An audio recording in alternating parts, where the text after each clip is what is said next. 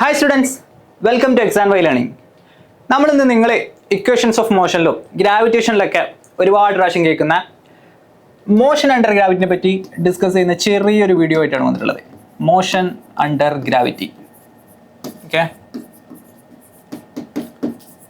എന്താണ് motion under gravity? നിങ്ങൾ ഒരുപാട് പ്രാവശ്യം കേട്ടതാണ്. എന്നാൽ ഞാൻ സിമ്പിളായിട്ട് പറയാം, ഒരു ഒബ്ജക്റ്റ് അല്ലെങ്കിൽ ഒരു വസ്തു ഗ്രാവിറ്റേഷണൽ ഫോഴ്സ് ഓഫ് അട്രാക്ഷൻ്റെ ബലത്തിൽ മാത്രം അല്ലെങ്കിൽ ഗ്രാവിറ്റിയുടെ ബലത്തിൽ മാത്രം മോഷനിലായിരിക്കുമ്പോൾ പറയുന്ന പേരാണ് മോഷൻ അണ്ടർ ഗ്രാവിറ്റി.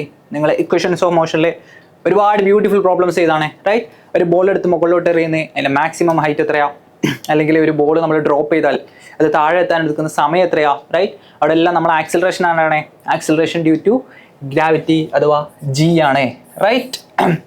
സോ ആ കേസിനെല്ലാം നമ്മൾ എന്ത് പറയുന്നു? Motion under gravity. ഓക്കെ, അതിനെപ്പറ്റി ഡിസ്കസ് ചെയ്യുന്നതിന് മുന്നേ ഞാൻ നിങ്ങൾക്ക് ഒരാളെ പറഞ്ഞുതരാം, റൈറ്റ്? നിങ്ങൾക്ക് അറിയുന്നതാണ് ഗലീലിയോ ഗലീലി, റൈറ്റ്? 15-16 നൂറ്റാണ്ടുകളിലൊക്കെ റൈറ്റ് ജീവിച്ചിരുന്ന ഒരു മഹാനായ സയൻറ്റിസ്റ്റാണ് നമ്മൾ Galileo Galilei. Okay, motion under ഗ്രാവിറ്റിയിലോട്ട് വരുന്നതിന് മുന്നേ അദ്ദേഹത്തിൻ്റെ കാലത്തുള്ള ആൾക്കാരെല്ലാം ഒരു ജിയോസെൻട്രിക് യൂണിവേഴ്സിലാണ് വിശ്വസിച്ചിരുന്നത്. അതായത് ഭൂമിക്ക് ചുറ്റുമാണ് സൂര്യൻ കറങ്ങുന്നതെന്നാണ് പറഞ്ഞുകൊണ്ടിരുന്നത്.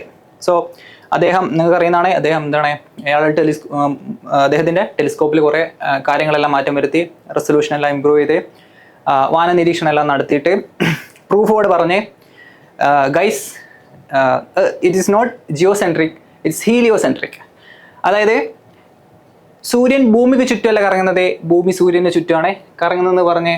എന്നാൽ അന്നത്തെ ആൾക്കാർ എന്ത് ചെയ്തേ നമുക്കറിയുന്നതാണ്, അന്നത്തെ ആൾക്കാർ എന്താണ് പറഞ്ഞ് അവരെ വിശ്വാസങ്ങൾക്കെതിരായിരുന്നു അത്. സോ അദ്ദേഹം പറഞ്ഞതിനെ എതിർത്തു. അദ്ദേഹം ഒരു ശരിയായ കാര്യങ്ങളെല്ലാം പറയുന്നതെന്ന് പറഞ്ഞ് അദ്ദേഹത്തിന് വീട്ടുതടങ്കലിൽ അടിച്ചു എന്നുള്ളതാണ്. സോ 7, 8, 9 വർഷം വീട്ടുതടങ്കലിൽ കിടന്ന് അവിടുന്ന് മരിക്കേണ്ടി വന്ന ഒരു മഹാനായ സയൻറ്റിസ്റ്റാണ് ഗലീലിയോ ഗലീലി, റൈറ്റ്? സോ എന്തിനാണ് നമ്മൾ അദ്ദേഹത്തെ ഇപ്പോൾ മോഷൻ അണ്ടർ ഗ്രാവിറ്റി ഡിസ്കസ് ചെയ്യുമ്പോൾ പറയുന്നത്? കാര്യമുണ്ട്. ഓക്കെ, അദ്ദേഹം ഒരു 500-400 വർഷങ്ങൾക്ക് മുമ്പ് ചിന്തിച്ചിരുന്നതും എന്നാൽ നമുക്കിപ്പോഴൊരു ഡൗട്ടുള്ള ഒരു കാര്യമുണ്ട്. ഞാൻ നിങ്ങളോട് ഒരു ക്വസ്റ്റ്യൻ ആയിട്ട് ചോദിക്കുകയാണ് ആ കാര്യം, റൈറ്റ്? ഇവിടെ ഒരു ഹെവി മാസ് ഉള്ള ഒരു ഒബ്ജക്റ്റ് ഉണ്ട്, ഇവര് മാസ് കുറഞ്ഞ ഒബ്ജക്റ്റ് ഉണ്ട്, റൈറ്റ്? സോ ഇത് ക്യാപിറ്റൽ എം എന്നെടുത്തോ, ഇത് സ്മോൾ എം എന്നെടുത്തോ. Capital M is very very larger than small M. അതായത് ഈ ഒരു ഒബ്ജക്റ്റ് ഭയങ്കര ഹെവിയാണ്, ഈ ഒരു ഒബ്ജക്റ്റ് എന്താണ് അതിന് വെയിറ്റ് കുറവാണ്. സോ ഞാൻ രണ്ടാളും പിടിച്ച് സെയിം ഹൈറ്റിൽ വെച്ച്, എച്ച് ഹൈറ്റിൽ വെച്ച്, ഓക്കെ, ഇയാളെയും എച്ച് ഹൈറ്റിൽ വെച്ച്, ഒരു എച്ച് ഹൈറ്റിൽ ടവറാന്ന് വെച്ചോ, ഓക്കെ, പിടിച്ച് താഴോട്ടിട്ടാൽ ആരായിരിക്കും നേരത്തെ താഴെ എത്തുക എന്നുള്ളതാണ് ക്വസ്റ്റ്യൻ. ഓക്കെ, നമുക്കിപ്പോഴും ഡൗട്ടാണ്, റൈറ്റ്? ചിലവർക്കെല്ലാം അറിയുന്നുണ്ടാവും, എന്നാലും കുറേ ആൾക്കാർക്കെല്ലാം ഇപ്പോഴും ഇതൊരു ലോജിക്കലി എന്താണ് ഇതിൻ്റെ ഒരു കാര്യം എന്ന് അറിയില്ല, റൈറ്റ്? ഗലീലിയോ ഗലീലി ഒരു 4-5 നൂറ്റാണ്ടുകൾക്ക് മുന്നേ പറഞ്ഞു ഈ 2 ബോളുകളും ഒരേ സമയമാണ് താഴെ എത്തുന്നത് എന്ന് പറഞ്ഞു. അദ്ദേഹം പറയുക മാത്രമല്ല, അദ്ദേഹം ഇറ്റലിയിലെ പിസ ടവർ, നമുക്കറിയുന്നതാണ് ഒരു ചരിവുള്ള ഒരു ഗോപുരം, റൈറ്റ്? പിസ ടവറിൻ്റെ മുകളിൽ നിന്ന് ഒരു എക്സ്പെരിമെൻറ്റ് അന്നത്തെ നാട്ടുകാരെ മുഴുവൻ വിളിച്ചു കൂട്ടി കാണിച്ചു കൊടുത്തേ.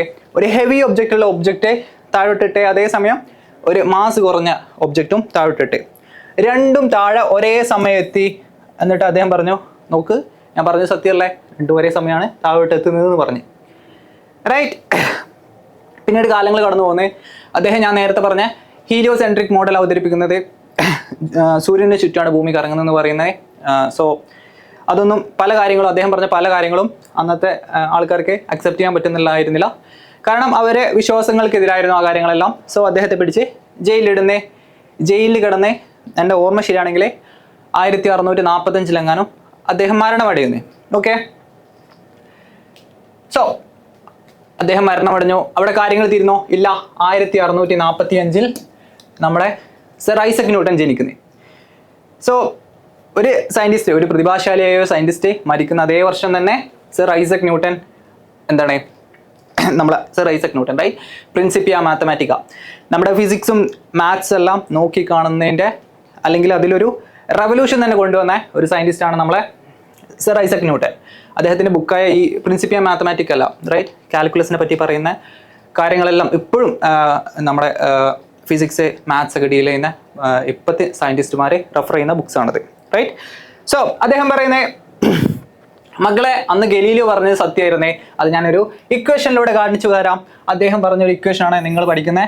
S is equal to ut plus half at square, right? So നമുക്ക് ഗലീലിയോ എന്താ ചെയ്തത്? ഗലീലിയോ ഒരു h ഹൈറ്റുള്ള ഒരു